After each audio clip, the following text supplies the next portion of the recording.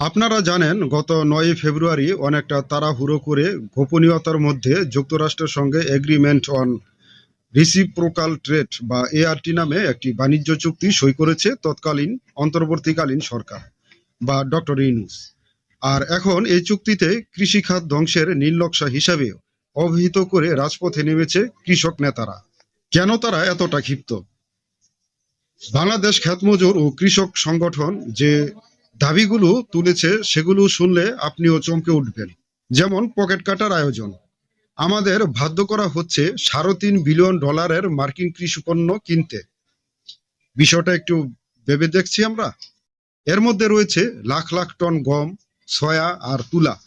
অভিযোগ উঠছে অন্য দেশের চেয়েও অনেক গুণ দামে বেশি এসব পণ্য যুক্তরাষ্ট্র থেকে কিনতে হবে। বিষয়টা দেখছেন আপনারা কি অবস্থা? এর ফলে বাজারে খাদ্যপণ্যের দাম বা ইনফ্লেশন কোথায় গিয়ে ঠেকবে একবার ভাবুন তো। বিদেশ থেকে শুল্কমুক্ত গরুর মাংস, দুধ, পনির আর মুরগি আমদানির কথা বলা হয়েছে। যদি সস্তায় বা ঢালাওভাবে এসব চলে আসে তবে আমাদের দেশি খামারিদের কি হবে একবার কি ভাবা যায়? এতে লাখ লাখ লোক, আমাদের ছেলেরা বেকার হয়ে যাবে। এটাই সত্য। চুক্তিতে বলা হয়েছে বাংলাদেশ তার কৃষকদের ভর্তুকি দিতে পারবে না, অথচ মজার ব্যাপার হলো খোদ আমেরিকা তাদের কৃষকদের বিলিয়ন বিলিয়ন ডলার ভর্তুকি দিচ্ছে, অথচ এই চুক্তিতে নেই। সবচেয়ে ভয়ঙ্কর বিষয় হলো জিএমও খাদ্য, মানে এই চুক্তির অধীনে জেনেটিক্যাল মডিফাইড বা জিএমও খাদ্য আমদানির বাধ্যবাধকতা আছে।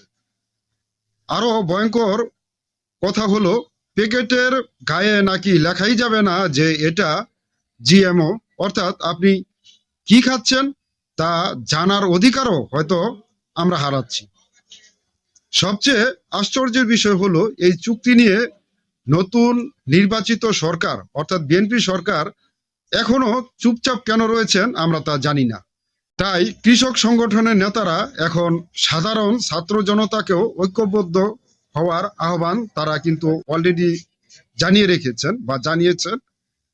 আপনার কি মনে হয় এই চুক্তি কি সত্যি আমাদের উন্নয়নের জন্য, নাকি আমাদের কৃষি অর্থনীতির পরাধীনতায় চলে যাবে?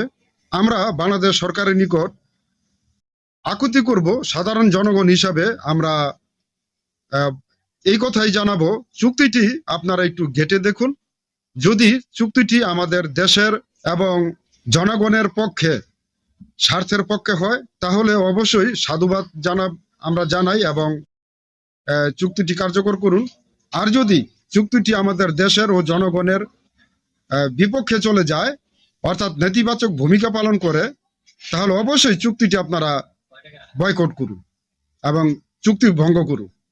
আপনার মূল্যবান মতামত কমেন্টে জানান আর ভিডিওটি শেয়ার করে সবাইকে এই বিষয়ে সচেতনতা গড়ে তুলুন। ধন্যবাদ।